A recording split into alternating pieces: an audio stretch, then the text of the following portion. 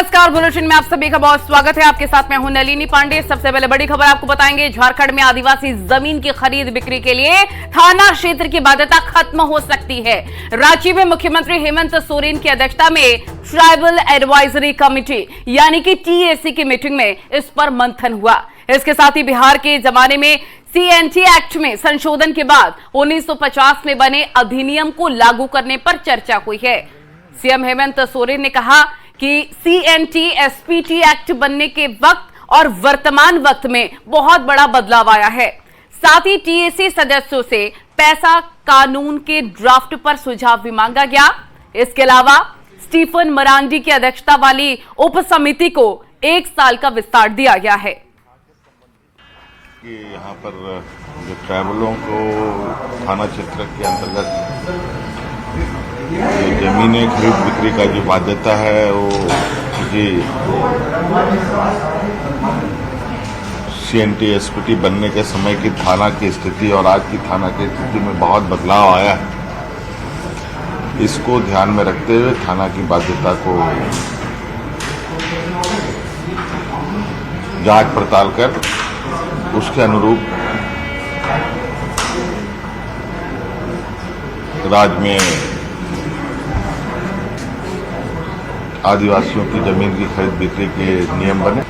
Stephen Marandi जी के अध्यक्षता में एक उप समिति बनी थी, उसको की समयावधि बढ़ाई गई। पैसा कानून को लागू करने पर चर्चा हुआ।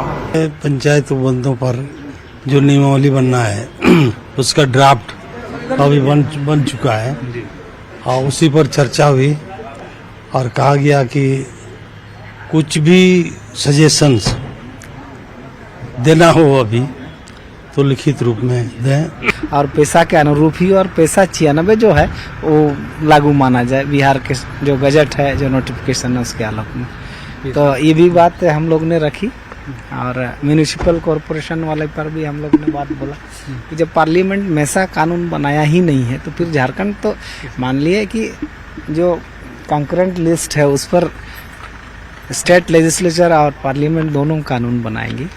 पी पैसा कानून के अंतर्गत जो नियमावली बननी है, जो अभी विभाग ने स्वरूप बनाया है नियमावली का, वो पंचायती राज अधिनियम 2001 के तहत बनाया गया है। जबकि बहुत ज़रूरी है कि जो पी पैसा है प्रावधान, पी PESA provisions of panchayat extension to schedule area 1996, उसके अंतर्गत नियमावली बनाया जाए। क्योंकि जो ग्राम सभा सामान्य क्षेत्र में है और जो ग्राम सभा अनुसूचित इलाकों में है, दोनों में जमीन आसमान का फर्क है। और इस अंतर को अगर हम लोग पंचायती राज के नियम के तहत अगर नियमावली बना के अगर लागू करेंगे तो इस अंतर को हम लोग स्वतः खत्म कर देंगे। झारखंड में आपकी योजना, आपकी सरकार, आपके द्वारा उस कार्यक्रम अबो अधिशम अभियान उसको टीएससी पर चर्चा हुई। रांची संवाददाता अविनाश कुमार हमारे साथ तमाम जानकारी के साथ फोन लाइन पर जुड़ गए हैं। अविनाश, आज टीएससी की मीटिंग में क्या कुछ खास रहा? नहीं, देखिए, बाद जो टीएससी की बैठक हुई है ये बहुत महत्वपूर्ण है और करीब 1 साल के बाद ये बैठक हुई और खासकर अगर हम झारखंड के आदिवासी समाज और जो जमीन की खरीद बिक्री को लेकर जो झारखंड में तमाम तरह के सवाल उठते रहे, उस पर एक बड़ा निर्णय हम कह सकते हैं कि राज्य सरकार बहुत जल्द लेने जा रही है। क्योंकि आज जो टीएससी ने सहमति जताई है जिस बात पर, वो ये है कि जो पहले के जो थाना क्षेत्र रहे हैं, मतलब यहाँ कहा जा रहा है कि 1950 के समय में बिहार के जमाने में जो थाना क्षेत्र हुआ करती थी उसी को यहाँ लागू किया जाए। ये चीजें जैसे ही लागू होंगी, यहाँ जो जमीन की खरीद बिक्री, आदिवासियों की जमीन की जो खरीद बिक्री होती है उसके मूल्य बढ़ेंगे। क्योंकि जो सीमित क्षेत्र है, पहले के जो थाना क्षेत्र थे उसके अगर आज की हम बात करें तो उस थाना क्षेत्र के अधीन अभी छोटे छोटे थाना की बात करें तो 10 से 15 कहीं ज्यादा भी हैं। मतलब जो इलाका था वो पहले के मुकाबले और छोटा होता चला गया, लेकिन नियम पहले वाले ही थे। तो यहाँ यही सरकार कह रही है और टीएससी के जो सदस्य थे उन्होंने इसी बात पर सहमति जताई है कि इसे 1950 के अधिनियम के अनुरूप ही लागू किया जाए और माना जाए, ताकि जो इस थाना क्षेत्र में रहने वाले लोग हैं और उन्हें अगर जरूरत पड़ती है अपने जमीन को बेचने की तो उसका जो है मूल्य सीमित नहीं रहे उसका मूल्य जो है, अगर दायरा बढ़ेगा तो मूल्य भी बढ़ेगा। एक तो सबसे बड़ा बात ये है। दूसरी बात ये भी है कि जो पेशा को लेकर जो प्रारूप पहले से तैयार है, लगातार हम इसकी चर्चा भी करते रहे, न्यूज़ 18 ने सबसे पहले इसको दिखाया भी था, बताया भी था।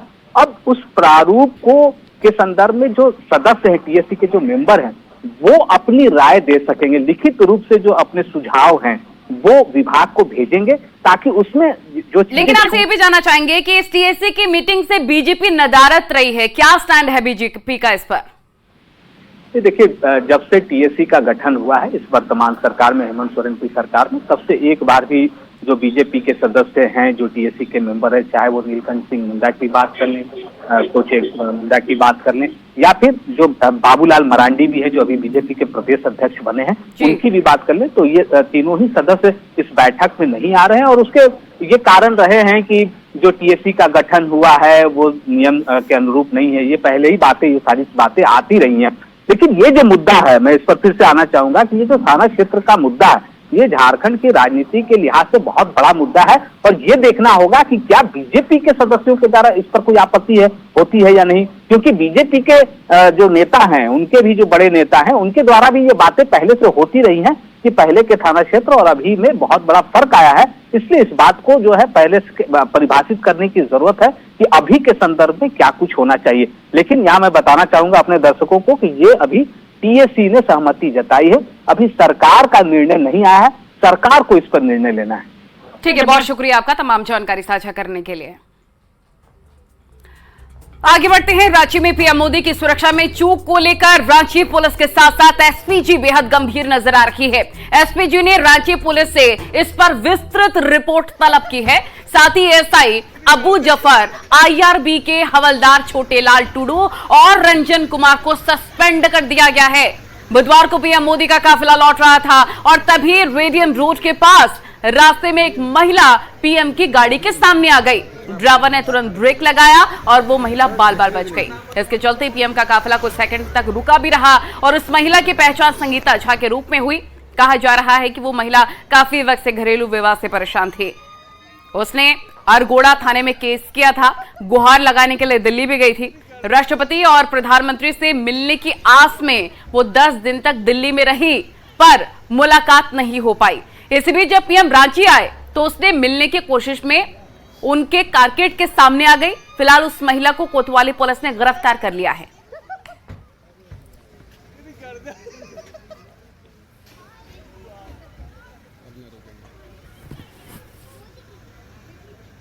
तो बड़ी खबर आपको बता रहे हैं रांची से। सुरक्षा में प्रधानमंत्री की बड़ी चूक के मामले में एसपीजी ने रांची पुलिस से मांगी है रिपोर्ट। महिला से जुड़ी जानकारी मांगी गई है। पीएम मोदी के रांची दौरे के दौरान सुरक्षा के चूक मामले में 3 पुलिसकर्मियों पर गाज गिरी है और इस मामले में लापरवाही के आरोप में एसआई अबू जफर, आईआरबी के हवलदार छोटेलाल टुडू और रंजन कुमार सस्पेंड कर दिए गए हैं। दरअसल रांची दौरे के दौरान पीएम मोदी का काफिला जब लौट रहा था तभी अचानक से महिला सामने आ गई थी। इस पूरे मामले में कार्रवाई हो गई है। ये बड़ी खबर इस वक्त की आपको बता रहे हैं।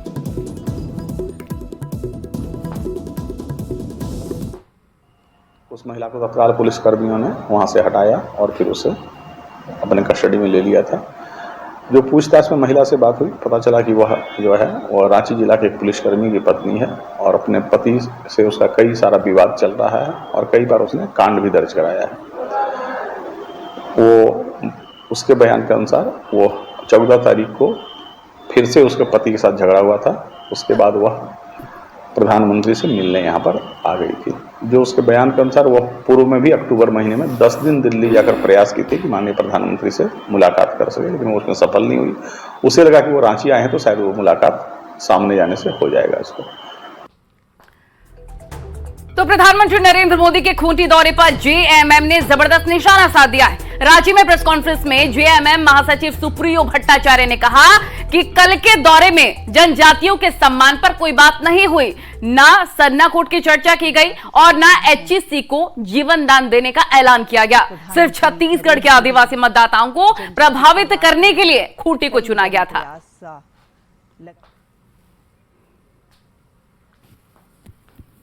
तो क्या छत्तीसगढ़ और मध्य प्रदेश के चुनाव को, जहां मध्य प्रदेश में एक बहुत बड़ी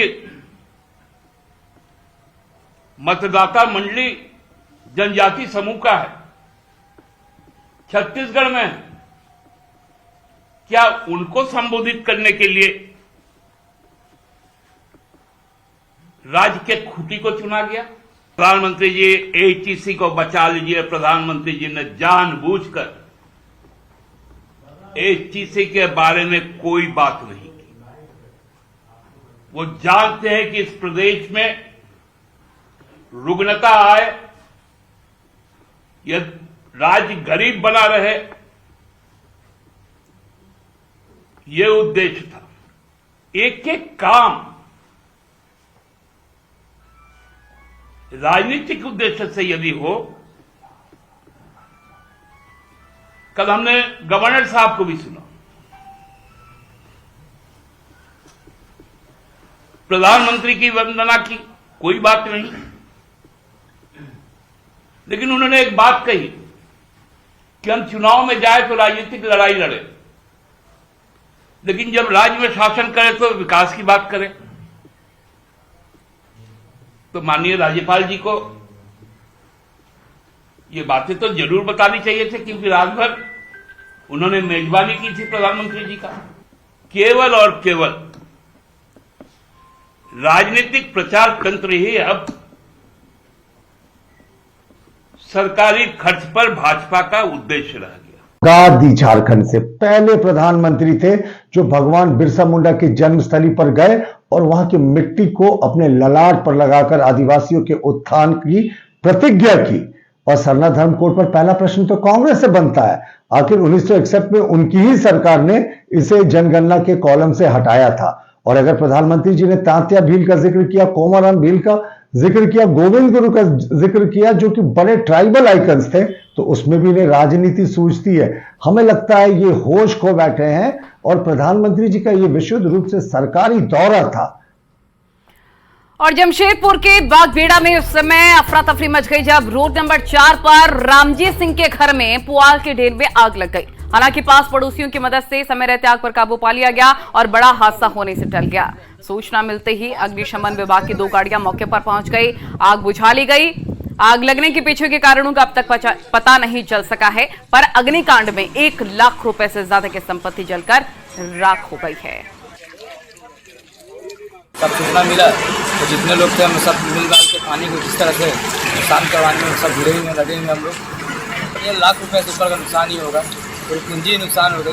हम लोग चाचा लगेंगे रामजीत सिंह, उन्हीं का टाल है और यहाँ काम उम चल रहा था। अचानक किस तरह से हुआ तो अच्छा बात है कि सुबह के टाइम हुई थी कि लोग को जानकारी हुए, सभी लोग पूरे बागबेड़ा बस्तीवासी के लोग मिलजुल के। और धनबाद से दिल्ली जाने के लिए ट्रेन की कमी नहीं है, इसलिए फिलहाल धनबाद से दिल्ली के लिए कोई सीधी ट्रेन नहीं चलेगी। ये बयान दिया है पूर्व मध्य रेलवे के जीएम अनिल खंडेलवाल ने। उन्होंने मेसरा, बरका, काना, धनबाद रेलखंड का दौरा किया। विशेष सलून से पाथर डी रेलवे स्टेशन और साइडिंग भी गए। मीडिया के सवालों के जवाब में उन्होंने कहा कि कमाई के मामले में धनबाद रेल मंडल पूरे देश में अव्वल है। कोने के लिए यहाँ से ट्रेन जाएगी, स्पेशल ट्रेन भी जाएंगी साधारण ट्रेन के अलावा। मैंने सुबह भी जाके देखा, साफ़ सफाई कंपेरेटिवली यहाँ पे काफ़ी अच्छी है रिटायरिंग रूम्स वगैरह में, लेकिन स्कोप हमेशा है क्योंकि पब्लिक प्लेस होता है। एक आदमी आया कुछ डाल के चला गया, गंदा कर गया, तो कंटिन्यूस एफर्ट चाहिए उसमें। आप सबका और पब्लिक का, पैसेंजर का सहयोग बहुत ज़्यादा ज़रूरी है। अब इसमें रेलवे का प्रयास ये रहता है कि हम डॉग स्क्वाड चलाते हैं, आरपीएफ चलाते हैं, वो स्टेशन पे चेक करते हैं। ट्रेन में भी चेकिंग बढ़ा दी गई है, तो उस सब को का प्रयास तो जारी है, लेकिन बगैर पैसेंजर के सहयोग के और आप लोगों के सहयोग के उसको फुल प्रूफ करना तभी संभव है जब हम सभी लोग मिलकर उस पर काम करें। और इसी बीच पटना वासियों के लिए खुशखबरी सामने आई है। न्यूज 18 की खबर का दमदार असर हुआ। 19 और 20 नवंबर को स्कूलों में रहेगी छठ पर्व की छुट्टी। इस दौरान नवनियुक्त शिक्षकों को नहीं कराया जाएगा योगदान। छुट्टी के बाद 21 नवंबर तक हर हाल में योगदान कराने का निर्देश है। निर्देश ने सभी डीईओ को दिया आदेश। न्यूज 18 की खबर पर अब शिक्षा विभाग ने संज्ञान ले लिया है। माध्यमिक निदेशक कन्हैया प्रसाद श्रीवास्तव ने आदेश जारी किया। रजनीश कुमार हमारे पटना संवाददाता तमाम जानकारी के साथ फोन लाइन पर जुड़ गया। रजनीश, क्या जानकारी? देखिए, सुपौल के जिला शिक्षा पदाधिकारी के पत्र के बाद जो है एक तरह से हंगामा मच गया था कि छठ के दौरान जो शिक्षक हैं बिहार के सरकारी स्कूल के, उनको छुट्टियां नहीं मिलेगी। लेकिन न्यूज 18 पर लगातार खबर दिखाई जाने के बाद न सिर्फ सुपौल के जिला शिक्षा पदाधिकारी ने अपने पत्र में संशोधन किया है और ये कहा है कि अब हेडमास्टर जो है तय करेंगे कि कौन कौन शिक्षक स्कूल आएंगे और सभी शिक्षकों की ड्यूटी नहीं लगाई जाएगी। तो कुल मिलाकर एक बड़ी राहत मिली है। दूसरी तरफ शिक्षा विभाग यानी माध्यमिक शिक्षा निदेशक कन्हैया प्रसाद ने ही पत्र जारी कर दिया है कि 19 और 20 नवंबर को छठ की छुट्टियां जो घोषित है पहले से, वो छुट्टियां दी जाएंगी। यानी एक बड़ी राहत है। 19 और 20 तारीख को सरकारी छुट्टी रहेगी और स्कूलों में टीचर को नहीं आना है और 21 तारीख तक जो है योगदान कराने का निर्देश दिया गया है, क्योंकि बिहार में शिक्षकों की बहाली हुई है और सॉफ्टवेयर के जरिए जो पोस्टिंग प्रक्रिया चल रही है उन्हें 21 तक जो है ज्वाइन कराना है। लेकिन इस बीच छठ में राहत मिली है, 19 और 20 को छुट्टी मिलेगी। जी, शुक्रिया आपका तमाम जानकारी के लिए।